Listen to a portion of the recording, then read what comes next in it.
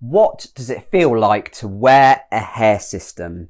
Guys, welcome back to my channel. It's been a while, but I'm glad to be back. I've got a new microphone as well, which is super cool. So hopefully you'll be able to hear me a bit better.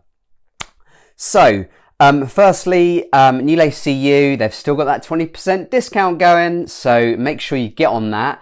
All of the information is going to be in the description box below. They're also offering a cut-in service now for, I think, $20. So if you go onto their website, place your order, there's also a part of the website where you can basically select to get your hair cut by them, and I think you just select like what sizes you want, what kind of style you want, and that kind of thing, and they place it into the order. So what does it feel like to wear a hair system? I think we can split this into two parts. So the first part, I wanted to discuss what it's like when you first wear one, because that's when it feels the most weird. I've been a hair system wearer for 1.5 years now, and it doesn't feel weird to me at all. I don't feel a thing. So we'll deal with that first. And secondly, we'll deal with what bases, what bases are there, and like how they can feel a little bit different, what can be more uncomfortable and what can be more comfortable. So part one, yes, when you get a hair system, it's gonna feel weird.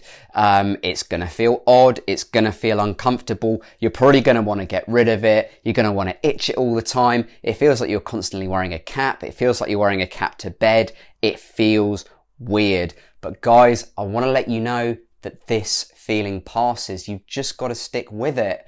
It lasted for me about 3 months, where wearing the system, it just felt like wearing a cap that was too small for my head constantly. And there were so many times during that initial 3 months where I was like, have I made the right decision here? Do I want to stick with this? Is this right for me? Should I try another route? But then after about 3 months, almost overnight, the feeling went, and it's almost like your brain adjusts to that feeling of basically not having a hair system, aka you get used to it. Don't get me wrong, it still does get itchy from time to time, and I'm going to discuss this in the next part of my video when we talk about bases.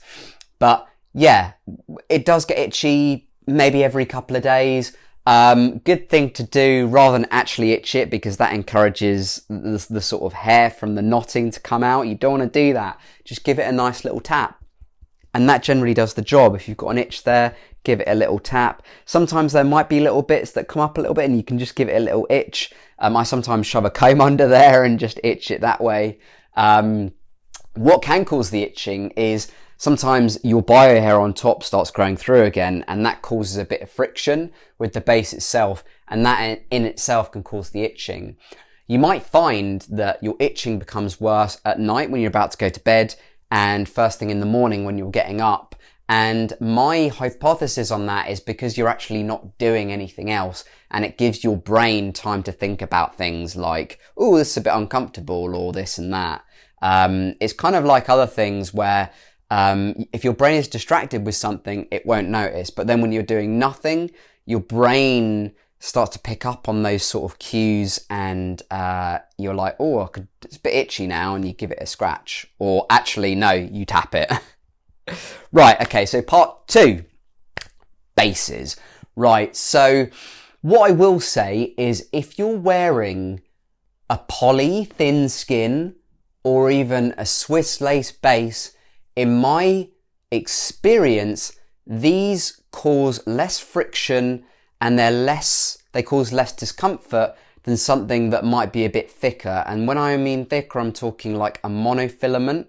I'm talking a French lace, which is thicker. It's sort of a stronger base than a Swiss lace, but it's also a bit thicker, a bit more turgid.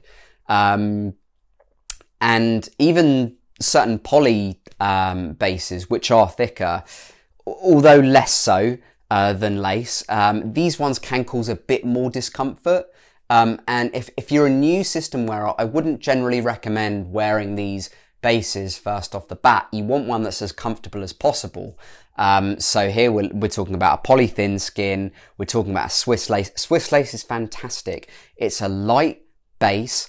It's pretty minimal irritation. And also it gives you a really, really nice natural hairline. Also, polythin skin is quite a nice one to start with. Again, it's quite light. The only drawback is it's very, very delicate. You have to be so careful with it. I wouldn't necessarily recommend using tape with a polythin skin just because it does tear very easily. Last year, I put some tape on a polythin skin, a super polythin skin, and it tore. And I was like, damn, there's that system gone. So please, guys, do be careful with that.